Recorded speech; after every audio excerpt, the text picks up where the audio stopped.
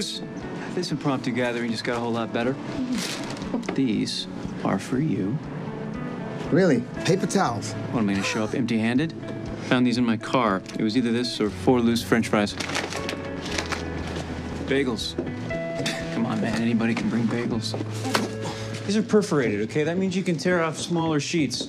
Are you really explaining how paper towels work to an adult? Maybe. Yes, I am. Did I know you were gonna be here? Delilah called me right after you left. I didn't want her to be alone. I was gonna text you, but I was worried about seeming stalkery. Yeah, I see the irony.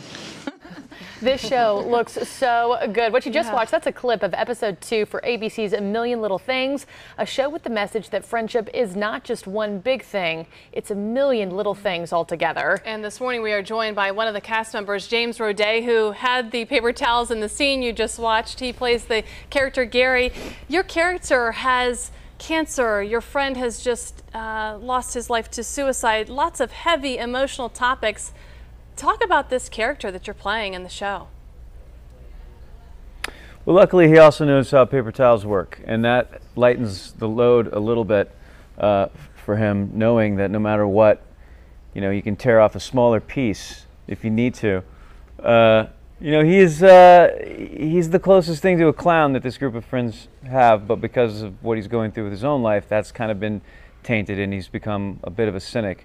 So he's a dark, cynical funnyman, is what he is.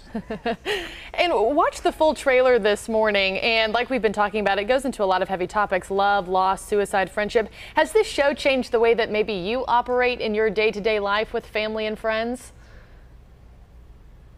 I think it's a wake-up call, for sure. I mean, this group of friends is going through a lot right now. I mean, it's a television show, and you know, we are dealing with a lot of very serious issues. But we're trying to do it in as truthful and as authentic a way as we possibly can, and it is an opportunity, I think, whether it be cathartic or enlightening or educational, for people of a certain age to sort of stop, check themselves, take a look in the mirror and say, hey, like, am I being as good as I can be to myself? Am I being as good as I can be to my friends, my family, etc.? Because life can throw you really serious curveballs anytime, and we rarely see them coming. So I think that's sort of where this show lives, and if it can be a tool for anybody, or we want it to be sort of as inclusive as humanly possible, of just like, hey, we're all in this crazy thing together, like, grab the people you love the most and lean on them and be there for them as well. You know, the character John and the characters in the show talk about everything happens for a reason. It's just finding out what that reason is. Do we find out what that reason is for something so tragic like this to happen? I don't think there is ever a single reason why someone makes this decision. I think we all try to convince ourselves that maybe there is, so that we can get closure and we can somehow figure out how to grieve and move on. But the truth is, it is a very, very painful thing that, you know, we're never truly going to be able to understand. And that is ultimately, I think, where this particular storyline will land as well. There's not going to be a giant gift wrap box that tells you why, because that's just not how it works, you know. Mm-hmm. And you were just saying, you know, you hope that people of a certain age watch this, check themselves, see if they're being, you know, the best person they can possibly be. Who is your target audience? Who should be tuning into this every week? You know, I think it's for people that have lived some life.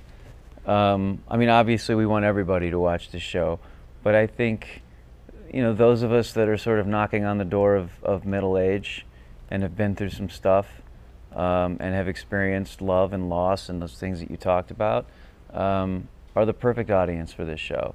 We want people to feel like they're not alone. You know, we're not addressing these issues because they're dramatic. We're addressing them because they're real, and we know that they affect a lot of people. And you know, at a time when so many things are kind of tearing us apart and dividing us, as best as we can, we'd love to be something that brings people together.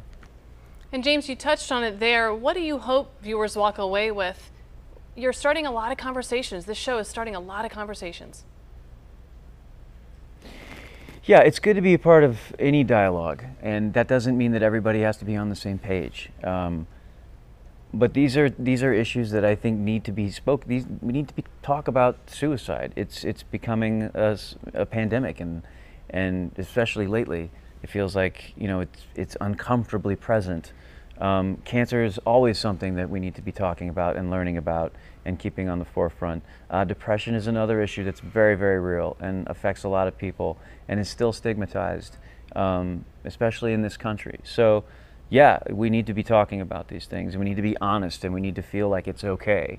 And that's sort of what we're trying to do with this show. We know we're a TV show, and we know we also have to, you know, be a little bit soapy sometimes and keep you intrigued and keep you coming back. But at the end of the day, you know, we want people to be able to talk about these things, to look to their loved ones, their spouses, their friends, and say whatever they need to say, and know that it's okay, and to find their safe place, because that's what these friends are to each other. They are a safe place, you know, to say what you got to say, to feel what you got to feel.